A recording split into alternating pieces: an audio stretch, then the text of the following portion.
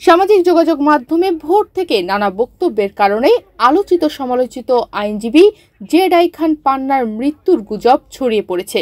অনেকে তার বিদেহী আত্মার মাগফিরাত কামনা করে ফেসবুকে পোস্ট দিয়েছেন। মৃত্যুর গুজবের মধ্যে 18 ফেব্রুয়ারি মঙ্গলবার বেলা 11টায় আন্তর্জাতিক অপরাধ ট্রাইব্যুনালে আসেন আইনজীবী জেডাই খান পান্না। জুনিয়র আইনজীবীরা তাকে গাড়ি থেকে নামিয়ে হুইল চেয়ারে বসান। এ সময় তাকে প্রশ্ন করা হলে তিনি বলেন, আমি ভালো আছি, মৃত্যুর আগ পর্যন্ত ভালো থাকব। ট্রাইব্যুনালে তিনি গণহত্যায় অভিযুক্ত আওয়ামী লীগ নেতাদের পক্ষে ট্রাইব্যুনালে শুনানি করেন। ট্রাইব্যুনালের কার্যক্রম শেষে অন্যদের সহযোগিতায় সিঁড়ি দিয়ে নিচে নেমে জেডাই খান পান্না সাংবাদিকদের সঙ্গে কথা বলেন। কোটি মানুষের আস্থার ভালোবাসায় 11 বারের মতো দেশের 1 নম্বর রেফ্রিজারেটর ব্র্যান্ড ওয়ালটন। আমি নিরপেক্ষহীনতা আমার না, আমার নিরপেক্ষতা তো এক দিতে পারে আল্লাহ।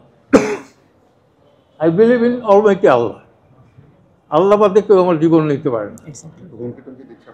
হুমকি তো আছে, ওটা বরাবরই পাই। পরে তাকে হুইল চেয়ারে বসিয়ে গাড়ির সামনে নিয়ে যাওয়া হয়। অন্যদের সহায়তায় গাড়িতে ওঠার সময় হাত নাড়িয়ে শুভেচ্ছাও জানান তিনি। সুপ্রিম কোর্টের আইনজীবী জেডাই খান পান্না বৈষম্য বিরোধী ছাত্র আন্দোলন চলাকালে শিক্ষার্থীদের পক্ষে উচ্চ আদালতে আইনি লড়াইয়ে অংশ নিয়েছিলেন। কিন্তু ডক্টর ইউনূসের নেতৃত্বে অন্তর্বর্তী সরকার গঠনের পর বিভিন্ন সময়ে এই সরকারকে নিয়ে বিরূপ মন্তব্য করেন।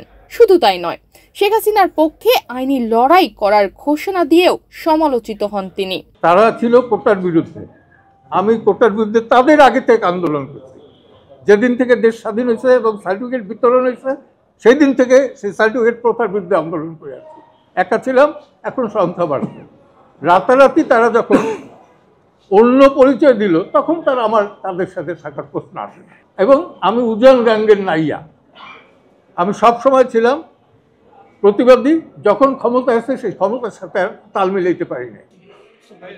এদিকে ছাত্র জনতার আন্দোলনের সময় আহাদুল ইসলাম নামে একজনকে গুলি ও মারধরের মাধ্যমে হত্যা চেষ্টার অভিযোগে সুপ্রিম কোর্টের আইনজীবী এবং মানবাধিকার সংস্থা আইন ও সালিশ কেন্দ্রের চেয়ারপারসন জেডাই খান পান্নার বিরুদ্ধে মামলা হয়েছিল।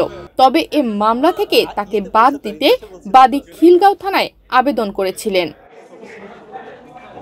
তনিমা রহমান, বাংলাদেশ প্রতিদিন।